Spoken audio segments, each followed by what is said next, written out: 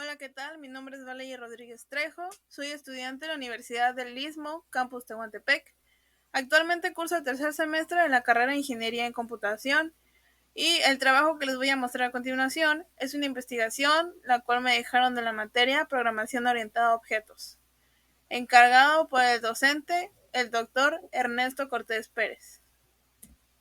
El título general de este trabajo es Lenguaje a Java y mi tema central es Introducción a Java, ya que en este trabajo les hablaré un poquito sobre la visión general de cómo se estructura y cómo se llega a trabajar en programas en Java.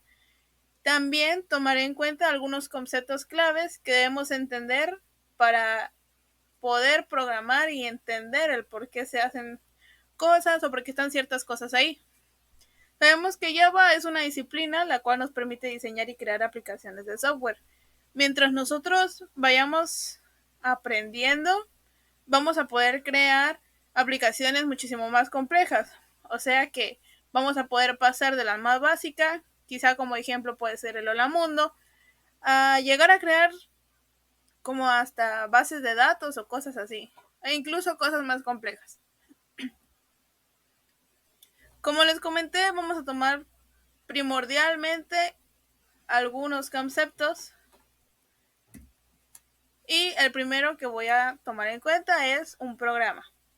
¿Y qué es un programa? Bueno, un programa son instrucciones escritas en un lenguaje de programación. En este caso, nosotros lo veremos con el lenguaje Java.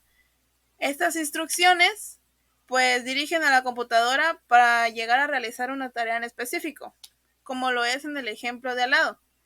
Podemos ver que se le está diciendo a la computadora que calcule el nuevo salario de un trabajador dependiendo a su salario actual. Por ahí tenemos una condición en la cual nos dice que si el salario es mayor o igual a 208, que 208 es el salario mínimo aquí en México actualmente, pues simplemente se le va a hacer un aumento de 0.3 a su nuevo salario. Mientras que si esto no es verdad, pues se le va a hacer un aumento del 0.5, ya que en caso de que esa condición pues no sea verdad, quiere decir que probablemente el trabajador gana mucho menos de 208. Una sentencia.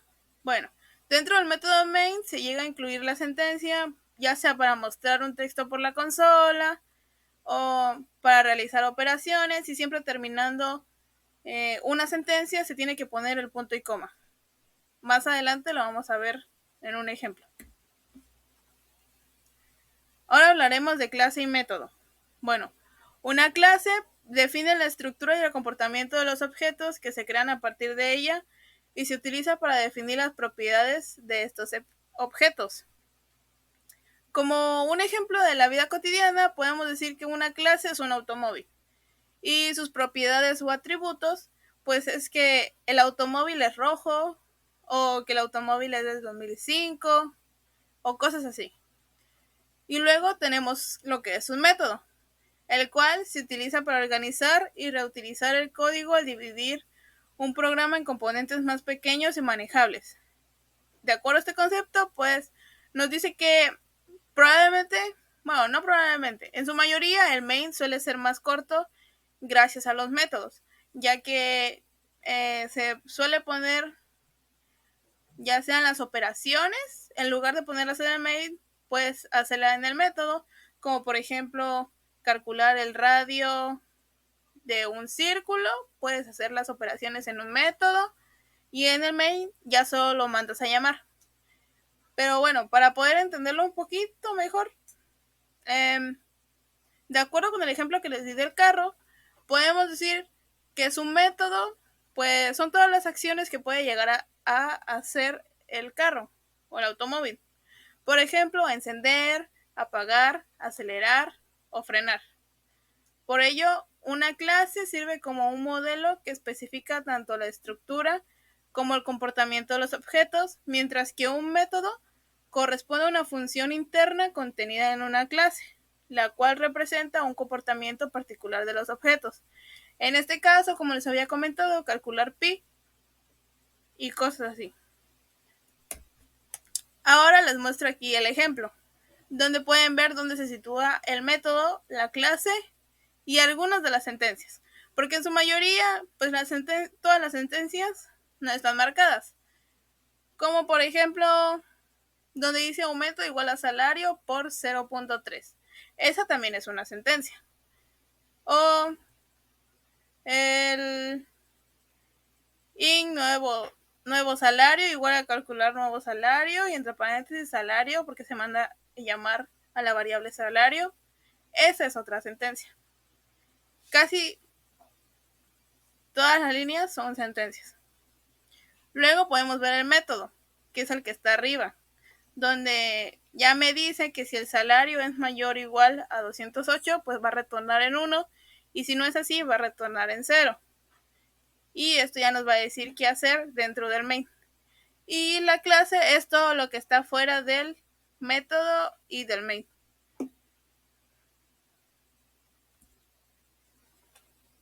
Ahora hablaremos de los tipos de datos primitivos. Estos tipos de datos representan valores básicos, como lo son números enteros, números reales, caracteres y booleanos. Sabemos que dentro de los números enteros entra el 1, 2, 3, 4, 5, pero también entran los negativos, menos 1, menos 2, menos 3, menos 4, menos 5. Estos, para llegarlos a definir en el lenguaje de Java, la variable la podemos definir con un byte, int, short o long. Más adelante les explicaré un poquito la diferencia entre estos cuatro. Luego tenemos los otros tipos de datos primitivos, que son los números reales, que en este caso son todos los números fraccionarios o números con raíces, los cuales en el lenguaje de Java los representamos con float o double. Luego tenemos los caracteres, los cuales son de único código, es decir, que solo puedes insertar un símbolo, una letra, pero no puedes insertar ningún número. En caso de que quieras insertar, no sé, tu nombre, eso ya no entraría como carácter, eso ya entraría más como un texto y lo tendrías que definir con un string. Tu variable la tendrías que definir con un string. Pero para caracteres solo son una letra o un símbolo o cosas así. Y por otro lado tenemos los booleanos, los cuales solo pueden ser representados en verdaderos o falsos o true o false, que es lo mismo, pero en inglés. Y bien, aquí tenemos una tabla en donde nos puede llegar a decir la diferencia que hay entre cómo declarar tus variables, que byte, short, int y long. En ese caso, que esos cuatro son para números enteros. El byte, pues, suele ser para números muy pequeños. Por lo general, no suele usarse. Solo tiene una capacidad de 8 bits. El short tiene una capacidad de 16 bits. El int tiene una capacidad de 32 y el long hasta de 64. Como pueden ver, van creciendo de bits, es decir, que cada uno va aceptando más números. Luego tenemos el float y el double. El float y el double ya saben que son para números con decimales. En este caso, el float nos sirve para una precisión, pero una precisión algo simple. Por lo general suele usarse más el double, que es muchísimo más preciso. Como por ejemplo los matemáticos, que suelen ser muchísimo más precisos para sus operaciones y cosas así. O para crear, no lo sé, algún puente, necesitan todos los números para realmente saber cómo lo van a construir o qué es lo que se necesita y cosas así. Puedes hacerlo utilizar el double si lo hacen en algún programa, obviamente,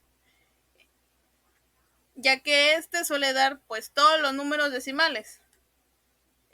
Luego tenemos el char, que ya les había comentado, que es de único código, solo una letra o símbolo, no números. Y luego tenemos los booleanos, que solo dan verdaderos o falsos. Ahora hablaremos sobre variables y valores. Bueno, una variable se define por un nombre, tipo y rango. En este caso el tipo puede ser de tipo entero, puede ser de double, o char y cosas así. Realmente el nombre a la variable le puedes poner el que tú quieras. Por ejemplo, puedes ponerle int variable 1, va a recibir un número, pero... O puede ser más específico, como lo es en el ejemplo, double de pi, que ya sabemos todos que el valor de pi es 3.1416. Y también una variable solo almacena un único valor. Como sigue estando en el ejemplo, double pi igual a 3.1416. Eso lo puedes poner dentro del main, esa sería tu variable. O también la puedes declarar como una constante. Luego tenemos los operadores de igualdad y los operadores de racionales. Los de igualdad, pues podemos ver cómo... Están al revés, perdón, una disculpa. Pero tenemos el operador estándar algebraico, que es como nosotros lo conocemos en el álgebra o como lo escribimos nosotros principalmente. Y cómo es que se escribe en un lenguaje de Java. Por ejemplo, si queremos decir que en una condición como es en el primero, estamos en la parte de operador de Java. Por ejemplo, en el primero dice if variable 1 desigual a variable 2. Si queremos hacer una condición donde diga desigual, necesitamos ocupar ese símbolo y no el que nosotros conocemos. Ya que pues el lenguaje no lo va a reconocer principalmente. Y para decir que es igual, no podemos poner solo un igual, necesitamos poner dos iguales.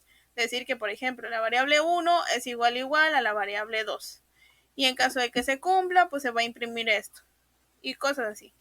Luego tenemos los operadores de racionales. Tenemos por un lado los operadores como nosotros lo escribimos y más que nada los conocemos, ya que no todos son programadores y no todos estudian pues programación y cosas así. Podemos decir que es algo que vemos en la vida cotidiana. Tenemos el mayor que, eso en el lenguaje de Java se escribe tal cual y se representa tal cual. El menor que se representa tal cual. El mayor o igual que, ese tenemos que poner el igual y después el símbolo mayor que. Y para el menor o igual que, primero ponemos el símbolo menor que igual. Y así lo podemos representar. Como anteriormente les platiqué, no podemos ponerle... Podemos ponerle a las variables los nombres que queramos. Sin embargo, hay que tomar en cuenta que Java tiene ciertas palabras reservadas, que son aquellas que no podemos tomar como variables, como nombres de variables, ya que el mismo programa nos los va a reconocer de una manera distinta y va a pensar que estamos realizando otras cosas. Aquí podemos ver un poquito de las palabras reservadas. Podemos ver que ahí se encuentra el int, el long, el void, que significa vacío, que está dentro. Esa la declaramos dentro de nuestra clase. También tenemos el byte y algunas otras que son utilizadas más que nada en ciclos. Pero en este trabajo solo veremos el if y el else.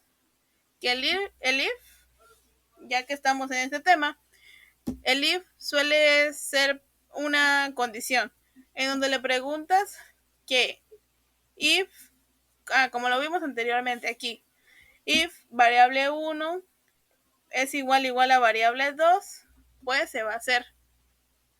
Y abajo podemos ver que está el else if. Dice, si